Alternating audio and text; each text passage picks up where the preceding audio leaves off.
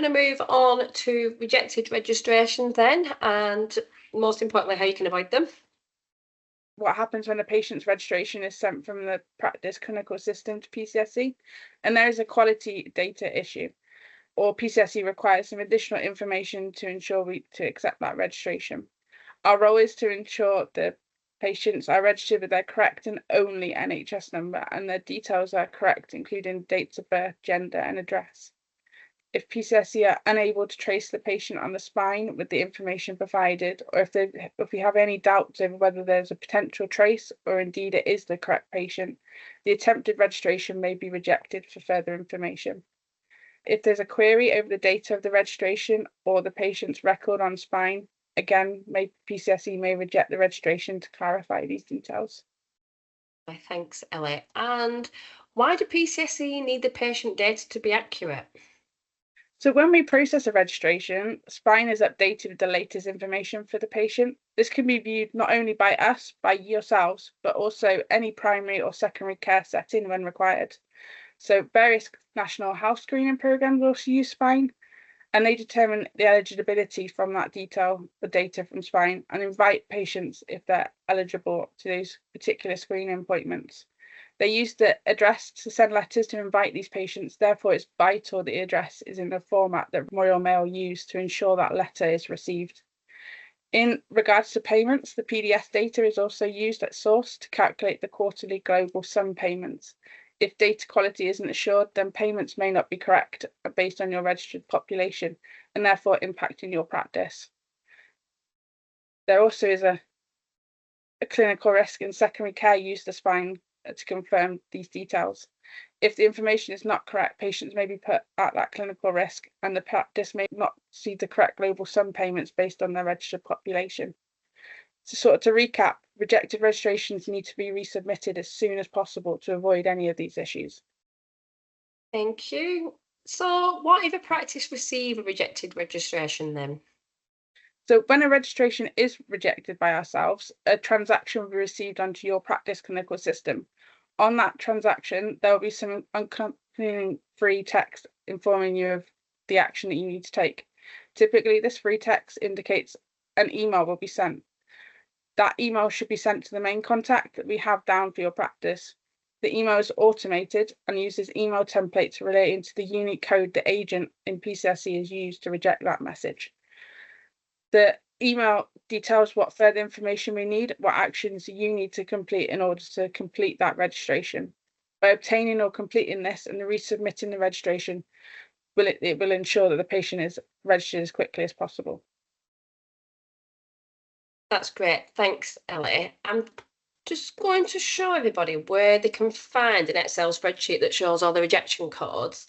So when you visit the PCSE website, if you go to the top, I'm just going to use my little laser pen to show you. So if you look at the resources area at the top, if you select that, it will then open up the resources page. And then if you head down and select patient registration resources, that will then take you onto this page. If you click rejection codes, that will then open up a separate Excel spreadsheet. I think it should automatically download onto your computer. I think it does with mine. But I'll just quickly show you what that will look like. So you're going to get something that looks like this. Now, it's got the rejection code on it. It has the rejection reason. It's the GP links reject text. So it's going to show you what's sent through GP links. And it's also got lots of information in the additional information area. So basically, it'll tell you how to resolve it. If you don't use that already, then that's a good tool for you to use if you are getting rejections through and you're not quite sure what to do. Yeah, I'm going to hand you back over to Ellie just to explain why would a practice receive multiple emails about rejected registration. So part of the rejection process that NHS England requested, we chase rejected registrations after 5 working days. This is due to the potential clinical impact of the patient actually not being registered when the rejection is sent back. Tracking of resubmitted registrations is based on the original registration containing an NHS number. If the registration did contain one, PCSE can track the submission. If it didn't, they can't, and therefore a reminder will be sent regardless if you have resubmitted or not. If you believe the registration has been resubmitted, and the acceptance and improvement has been received, then please just ignore our follow-up email. Lovely, thanks, Ellie. So I suppose just before we end then on rejected registrations, what's the best way for a practice to avoid them? So when you first send the registration through the links, you need to make sure that you have all the patient information is up to date and completed. Everything that you have been given by the patient is entered into the system and it's accurate. So spelling mistakes and those sorts of things. That will ensure that the system can identify them and PCSE can successfully trace that patient.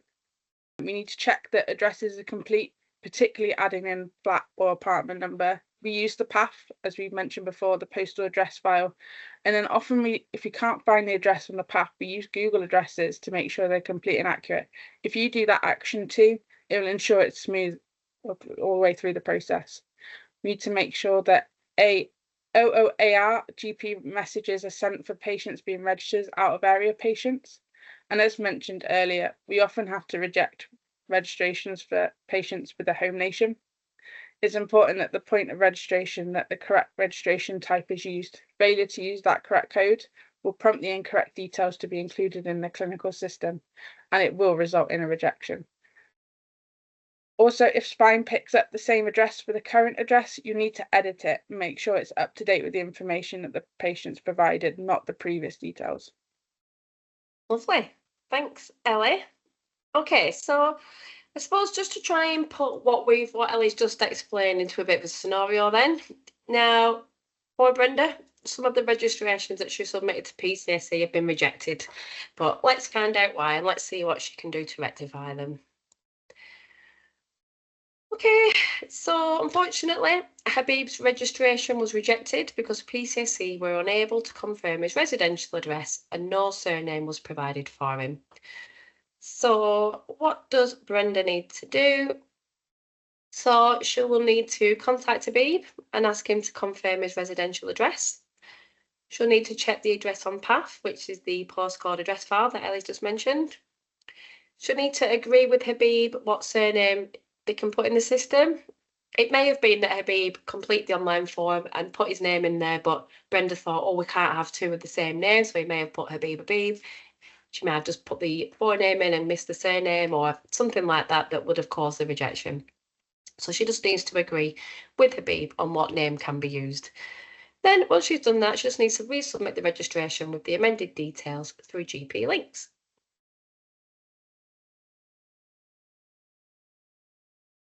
Okay, so we've got Linda back. So Linda's registration was also rejected, and this was due to Brenda not entering the correct registration type. As Ellie's already mentioned, if the incorrect registration type has been used, despite the fact all the information may have been completed correctly on the clinical system, it won't necessarily be sent to PCSE, meaning it's unclear if the patient is transferring to the practice from a home nation. So when registering Linda, Brenda should have stated that Linda has been previously registered with the NHS. In this case, Brenda said that Linda had never been registered with the NHS, meaning that the required prompts for information had been missed. So what will Brenda have to do? Brenda will need to confirm Linda's last known address in Scotland, register her as previously registered with the NHS, and then resubmit the registrations as soon as possible through GP links. And poor Brenda, she's got another one that's been rejected. So Brenda's been made aware that PCSE have rejected Soraya's registration. Now, it turns out that Soraya is actually part of the special allocation scheme. So what does Brenda need to do in this situation then? Now, unfortunately, as Soraya is part of the SAS programme, so the special allocation scheme, this means that she'll need to be seen by a SAS practice. Now, in this scenario, Brenda didn't actually do anything wrong with adding Soraya to the clinical system. It was just that she wasn't aware that Soraya needed to be seen by a SAS practice. Brenda will need to deduct Soraya under high security and cancel any appointments that have been made. Soraya will receive a letter with the details of her current healthcare provider, along with confirmation that her registration with WTP practice has been cancelled.